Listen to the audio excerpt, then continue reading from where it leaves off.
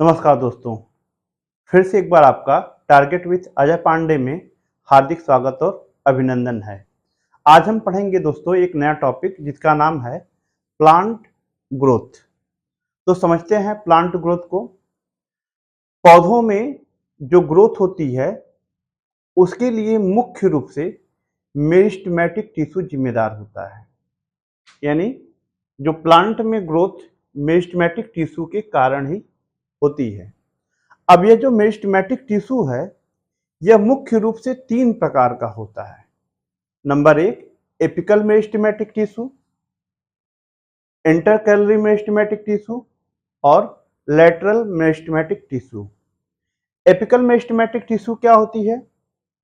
यह जो meristematic tissue होता है वह प्लांट के एपेक्स पार्ट पर यानी कि जो सूट का सबसे ऊपरी हिस्सा है वहां पर और रूट का जो सबसे ऊपरी हिस्सा है, ऊपरी का मतलब सबसे नीचे वाला हिस्सा, तो यह सूट और रूट के एपेक्स पर पाया जाता है और यह लेंथ को इंक्रीज करता है। रूट की और सूट की लंबाई को यह क्या करता है? बढ़ाता है। दूसरा हम देखते हैं intercalary meristematic tissue. Intercalary meristematic tissue क्या है? यह कुछ प्लांट जैसे शुगर केन है, गन्ना, बाजरा, घास है, दूब घास जैसे, मिंट है, इनमें नोड और इंटर नोड पाए जाते हैं। तो ये जो इंटर कैलरी मेरिस्टेमेटिक टिश्यू होता है वह नोड और इंटर नोड पर पाया जाता है। अब यहाँ पे एक प्रश्न पूछा गया है कि जो इंटर ग्रास और मिंट की बात, ये पूरा दिख नहीं पाएगा आपको, ग्रास और मिंट की बात प्रश्न पूछा गया कि ग्रास में इंटर कैलरी मेरिस्टेमेटिक टिश्यू कहाँ पाया जाता है और मिंट में इंटर कैलरी मेरिस्टेमेटिक टिश्यू कहाँ पाया जाता है। तो जो ग्रास का इंटर नोड होता है वहां पर इंटर कैलरी मेरिस्टेमेटिक टिश्यू होता है और जो मिंट का नोड होता है वहां पर इंटर कैलरी मेरिस्टेमेटिक टिश्यू होता है। तो ये याद रहे, कभी भूले ना, इसके लिए हमने एक फार्मूला बनाया है। ग्रास में इंटर करके आप चाहे तो नोट कर सकते हैं, ग्रास में इंटर करके मिंट नोड में कब आओगे। तो ग्रास में इंटर करके यानी कि ग्रास में जो है कि इंटर नोड में पाया जाता है और मिंट के नोड में पाया जाता है। इसके बाद हम पढ़ेंगे लैटरल मेरिस्टेमेटिक टिश्यू।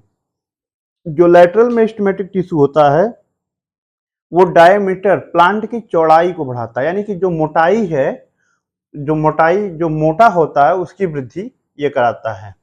अब हम अगला पॉइंट देखते हैं, फेज ऑफ ग्रोथ। ग्रोथ की क्या अवस्थाएं हैं?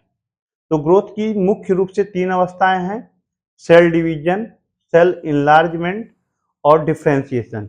तो ये प्रश्न पूछा गया है, ये क्रम है, पहले सेल डिवीजन होगा, फिर इनलार्जमेंट होगा और फिर क्या होगा? डिफरेंशिएशन होगा। फिर हम करते हैं कोर्स ऑफ ग्रोथ। तो क्या है, कौन कौन से फेज हैं? 3 फेज होते हैं, लैग फेज, लॉग फेज या इसी को एक्सपोनेंशियल फेज कहते हैं और तीसरा है स्टेडी फेज। अब हम समझते हैं बारी बारी से क्या है लैग फेज। तो लैग फेज क्या होता है? जो लैग फेज है इस अवस्था में प्लांट की सबसे कम ग्रोथ होती है, मिनिमम ग्रोथ होती है।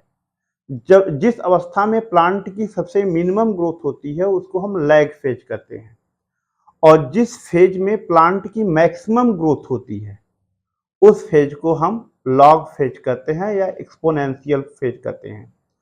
और जब प्लांट की ग्रोथ रुक जाती है तो उस फेज को स्टेडी फेज कहते हैं।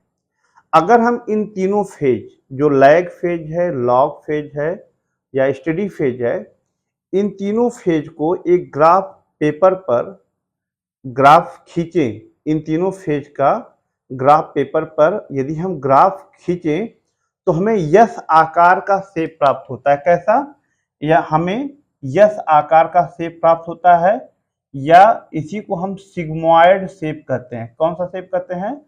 सिग्मोइड शेप कहते हैं। यह प्रश्न पूछा गया है और बहुत इम्पॉर्टेंट है, यस शेप का होता है या कहीं कहीं सिग्मॉइड शेप भी दिया रहता है।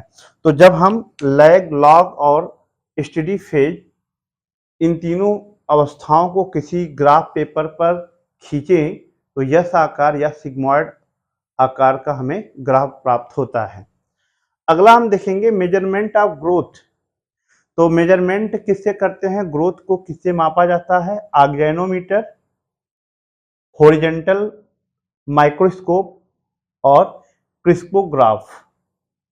अब यहाँ पे एक प्रश्न ये पूछा गया है कि क्रिस्पोग्राफ को किसने डेवलप किया था, तो क्रिस्पोग्राफ को सर जेसी बोस ने डेवलप किया था।